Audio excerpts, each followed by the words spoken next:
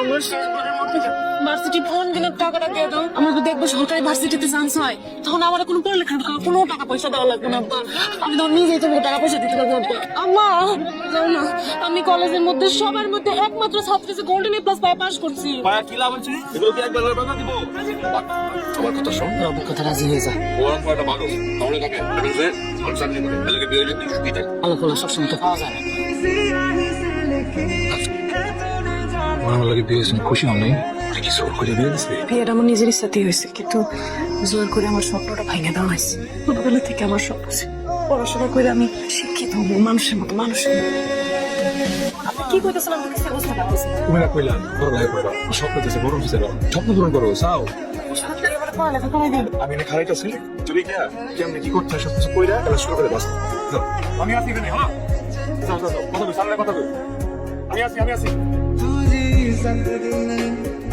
কি এগুলো? ওই স্টুডেন্ট বইয়ের জন্য নতুন জামা দেবো। আপনি কি পাগল? এত টাকা নষ্ট করতে গেলেন কেন? ওর ক্যানাসে যারা আছে ওগুলোকে তার লাইসেন্স থেকে নিয়ে নেবে। আপনি মানুষটা অনেক ভালো। আমি জানি স্টুডেন্টরা পড়ালেখা করলে যে গরম দুধ খায় মাথা ভালো থাকে, বুদ্ধি বাড়ে। নিজের রক্ত মাংস পানি করে 8 ঘন্টা ডিউটি 12 ঘন্টা করো, এই ওভারটাইমটা কালিকা করো। জানি এটাতে ভবিষ্যৎ কি হবে এটাও জানি। কি হইব? তুই তোর বউরে ভালো লাগাতে পড়ালেখা করে এমন আছে দেখা গেল ওই জায়গা পড়ালেখা করতে করতে কোনো বড় নিজের খোলা লাগবে একটা সম্পর্ক হয়ে যাবো।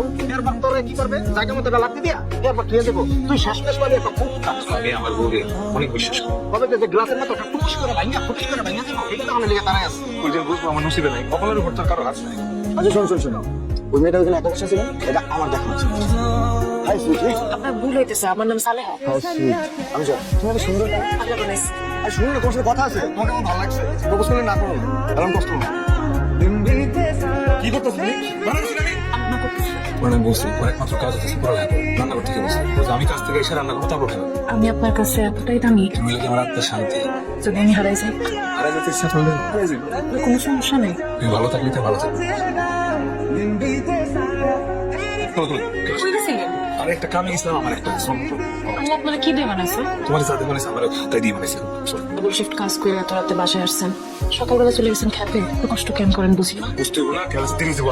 এগুলো করেন আমার জন্য, আমার পড়াশোনার খরচ জোগাড় করেছেন। কি স্যার চিপসা বইয়ের সাথে কাম পাইছ না? টাকা লাগবে। টাকা লাগবে, টাকা নিয়ে কেমন গেল? টাকা লাগবে। এটা 82 টাকা লাগবে, আগে তুমি না। আর ওটা 82,000 টাকা লাগবে। তা ভাবি আর পরিষ্কার $20। একটা কাজ কর, তোর একটা কিন্তু বেঁচে না। পরীক্ষা তো দেওয়াই যাবে না, এখন না দিতে পারলে 1 বছর পরে দিলাম। বুঝতেছি না, পরের বছর পরীক্ষা দিবা। তোমার না সামনে বড় পরীক্ষা, তুমি এখন চাকরির কথা কও। আমি তো কিছু বুঝতেছি না, কি করবো? আপনি শুধু শুধু একা এত কাজ করতেছেন না, আমি তো চাকরি করি, করে টাকা কামাই করে লই। লেগেছি তোমাদের বড় পরীক্ষা ফিস বা টেনশন আমার। তোমার কাজ হলো শুধু পড়ালেখা করা, এটা বড় পরীক্ষা দিয়া এরপরে বড় থাকি।